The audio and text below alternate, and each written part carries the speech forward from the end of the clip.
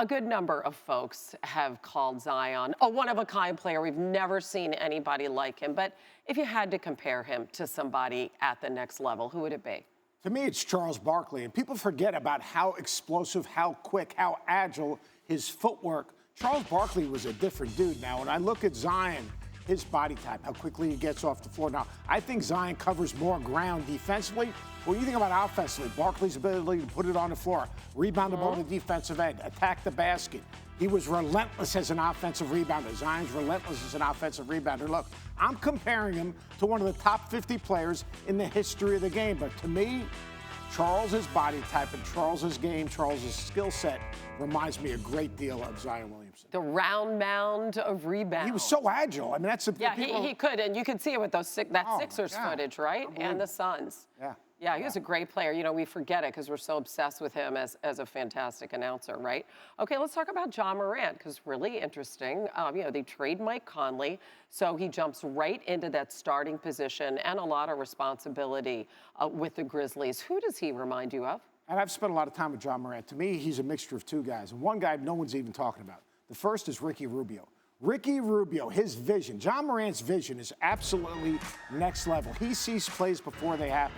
He's incredible in transition on advanced passes. He releases the ball in all different types of angles. His vision is unbelievable, as good as any I've ever seen John Morant. And then the Aaron Fox, the speed, the explosiveness, the quickness, the ability to change ends of the floor, get to the rim, finish, his ability to elevate. So you take the passing and the vision and the feel of Ricky Rubio and the explosive athleticism of the Aaron Fox.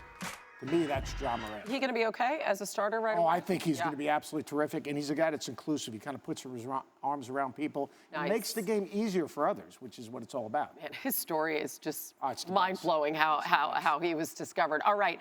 And then we have our number 3 overall pick, RJ Barrett, who's already winning the media game in New York early. But he says, look, don't expect me in this situation, which we don't even know what it's going to look like until after free agency, to carry this team. But who does he remind you of? You know, to me, and he reminds me of DeMar DeRozan. Like, he's a guy that has a great middle game. He's a slasher. He gets through him.